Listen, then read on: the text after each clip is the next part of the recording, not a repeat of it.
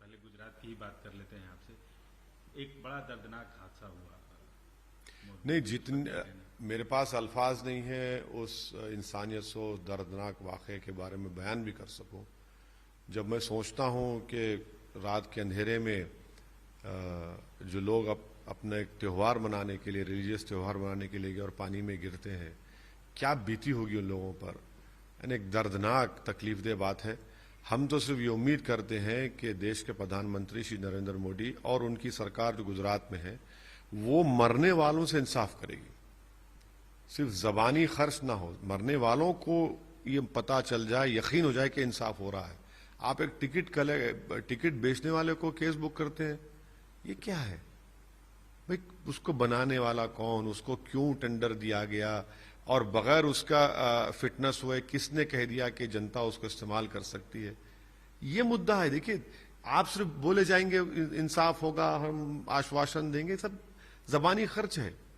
पीड़ित परिवार को यकीन होना चाहिए कि मैंने अपनी माँ को, अपने भाई को, अपने बाप को जो खोया है उसका जिम्मेदार कौन लोग है और उसको सजा मिलेगी।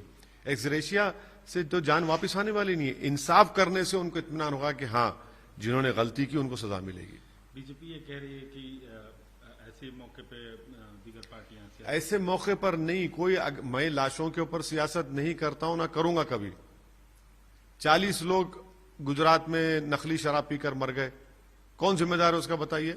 सरकार ही तो जिम्मेदार है ना। अब सरकार से जब हम सवाल करेंगे, उनसे पूछेंगे कि इंसाफ करिए, तो इसमें राजनीति कहां हो रही है भाई? अगर आप बगैर सर्टिफाई करे ब्रिज पे चालू कैसा हो गया, और उस ब्रिज को बनाने वाला प्रेस कॉन्फ्रेंस करके कहता है कि हमने बनाया है और अब ये सब ठीक कर दिया है, ये सरकार की जिम्मेदारी है ना। जो लायबिलिटी तो सरकार पर आएगी, तो सरकार से ही बताना पड़ेगा कैसे उन लोगों की मौत हुई है। सर, 2 डिस्ट्रिक्ट हैं चुनाव से ठीक पहले, हालांकि पुराना नियम है कि जो पड़ोसी मुल्क हैं, खासतौर से अफगानिस्तान, पाकिस्तान और बांग्लादेश, वहां की जो माइनॉरिटीज हैं, 2 जिलों के कलेक्टर्स को ये देखिए, ये समझ गया मैं, ये पहले से ही तो गुंजाइश है, उनको लॉन्ग टर्म वीजा देते हैं उनको, उसके बाद सिटीजनशिप मिलती है उनको। ये तो कौन सा नया काम कर रहे हैं? हम ये कह रहे हैं कि, और भाजपा कहती है कि बांग्लादेश में हमारे हिंदू भाइयों पर जुल्म हो रहा है, आपने कट ऑफ डेट लगा दी। फिर भाजपा कहती है अफगानिस्तान में हमारे सिख भाइयों पर, हिंदू भाइयों पर जुल्म हो रहा है, तो आपने कट ऑफ डेट लगा दी। आप रिलीजन न्यूट्रल इस कानून को बनाइए और CAA को NPR NRC से जोड़कर देखना पड़ेगा, अलहदा नहीं देख सकते इसको। अंग्रेजी में जो कहावत है कि the devil is in the detail, detail NPR NRC में है, और सुप्रीम कोर्ट सुन रहा है, देखते हैं क्या होता है। सर, एक कमेटी बनाई गई है यूनिफॉर्म सिविल कोड के लिए गुजरात में, उस पर आपका क्या कहना है? यूनिफॉर्म सिविल कोड की जो चुनाव से पहले भाजपा ने कमेटी बनाई है, वो अपनी नाकामियों को, अपनी गलत फैसलों को छुपाने के लिए ये कमेटी बनाई गई है कि यूनिफॉर्म सिविल कोड के बारे में सोचेंगे, कैसा करेंगे। आप ये बताइए, Shri Narendra Modi, Hindu undivided family tax rebate सिर्फ हिंदुओं को क्यों मिलता है? मुसलमान ईसाइयों को भी दीजिए। ये तो राइट टू इक्वालिटी के खिलाफ है भारत के संविधान के। गुजरात में डिस्टर्ब्ड एरियाज एक्ट है, एक मुसलमान की दूसरे समुदाय घर खरीदने की इजाजत DM देता ही नहीं है। ये यूनिफॉर्म सिविल कोड है। कोई धर्म परिवर्तन अगर करना चाहता है गुजरात में तो इजाजत नहीं मिलती, ये यूनिफॉर्म सिविल कोड है। क्या डायरेक्टिव प्रिंसिपल इस संविधान में आर्टिकल 39 नहीं है, जिसमें कहा गया कि देश की पूरी दौलत को सब लोगों में बराबर बांटा जाए? आज देश की 60% दौलत कितने परसेंटेज लोगों के पास है बताइए आप? तो ये है अपनी नाकामियों को छुपाने के लिए यूनिफॉर्म सिविल कोड, और कुछ नहीं है। एक सियासी पार्टी है आम आदमी पार्टी, वो भी गुजरात में आजकल काफी सक्रिय है, और उनके मुखिया ने बोला कि नोट पे गणेश लक्ष्मी की तस्वीर लगाई जानी चाहिए। इससे ये जो लीकर स्कैम में इस पार्टी के लोग जो पकड़े गए हैं, वो कौन सी नोट ले रहे थे? उनके एक मंत्री जेल में है, वो कौन सी नोट का इल्जाम उन पर लगा है? तो ये मुख्यमंत्री देश को बता रहे हैं कि सिर्फ नरेंद्र मोदी हिंदुत्व आइडियोलॉजी पर नहीं चल रहे हैं, मैं भी उनसे तेज चल रहा हूं, उनसे आगे बढ़ना चाहता हूं। वही तो कंपटीशन हो रहा है कि कौन हिंदुत्व की आइडियोलॉजी पर ज्यादा चलेगा। नोट पर तस्वीर लगाना किसी रिलीजियस के, उस पर देखिए आपकी क्या राय? नहीं, देखिए 2010 में आरबीआई की एक रिपोर्ट है जिसमें कहा गया कि सबसे बड़ी पर्सनालिटी इस देश में महात्मा गांधी की है, उन्हीं की फोटो होनी चाहिए।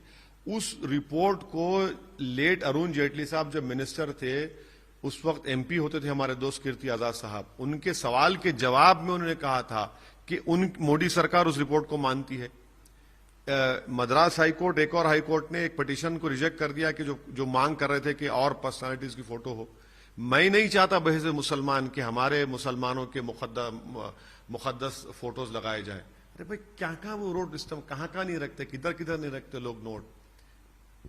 ड्रग्स के लिए इस्तेमाल होता है, महिलाओं के अत्याचार के लिए, क्या गंदगी है पूरा वो। तो ये सवाल ये है कि ये आइडियोलॉजी की लड़ाई है और हिंदुत्व की आइडियोलॉजी में ये बताना चाह रहे हैं कि सिर्फ नरेंद्र मोदी नहीं बल्कि हम भी उनसे आगे हैं। सर अब थोड़ा हैदराबाद की बात कर लेते हैं। राहुल गांधी यहाँ पर भारत जोड़ो यात्रा में हैं, अभी मौजूद हैं। आज उन्होंने चार मीनार से काफी इमोशनल भाषण दिया और अपने पिता का जिक्र किया कि वो यहाँ आए थे। उस पर आपका क्या कहना? किसकी सरकार थी जब? क्या हो रहा था हैदराबाद में? जब क्या हो रहा था? यहां पर हिंदू और मुसलमान एक दूसरे को मार रहे थे, वो भूल गए क्या? ठीक है, अच्छा है, सद्भावना करिए, होना चाहिए सद्भावना, हमको इतराज नहीं है उसका, करिए। उस भारत जोड़ो यात्रा को कैसे देखते हैं? अरे मुझे क्या करना है? एक राजनीतिक के तौर पे। अरे मुझे क्या करना है? अरे मुझे क्या करना है? वो उनकी पार्टी का प्रोग्राम है, वो देख लें, वो बताएं। आपको नहीं कुछ करना है, लेकिन उनकी पार्टी के एक लीडर जयराम रमेश ने आपके बारे में आज कमेंट किया, बोला कि आप ऑक्सीजन देते हैं बीजेपी को और बीजेपी आपको ऑक्सीजन देती है, आप उनको बूस्टर डोज देते हैं। राहुल गांधी अमेठी से हार गए तो ऑक्सीजन किसने बंद की? मैंने बंद की। 200 एमपी थे, 14 के चुनाव में 44 या 45 पे आ गए तो किसने ऑक्सीजन बंद की? इन कांग्रेसियों को जो अहंकार में डूबे हुए हैं, उनको ये समझ नहीं आता कि उनकी ऑक्सीजन कैसे बंद हो गई है। और मैं तो ये चाहूंगा कि इस महाशय की तरह ऐसे 100 लोग राहुल गांधी की तरफ जमा हो जाएं, तो अपोजिशन पार्टी से करने की जरूरत ही नहीं है। गालिब ने इन्हीं के लिए कहा था, इसके दुश्मन आसमां क्यों हुए। सर एक अंतिम सवाल, आज राहुल गांधी भारत जोड़ो यात्रा में थे और नेकलेस रोड तक गए, वही उसी नेकलेस रोड पे इंदिरा गांधी की मूर्ति लगी, उन्होंने वहां माल्यार्पण किया, लेकिन 4 कदम बाजू में नरसिम्हा राव जी की मूर्ति थी, वहां नहीं किया, ऐसी खबरें आ रही हैं। ये तो कांग्रेस में जो अभी जो लोग हैं उनको बोलना चाहिए।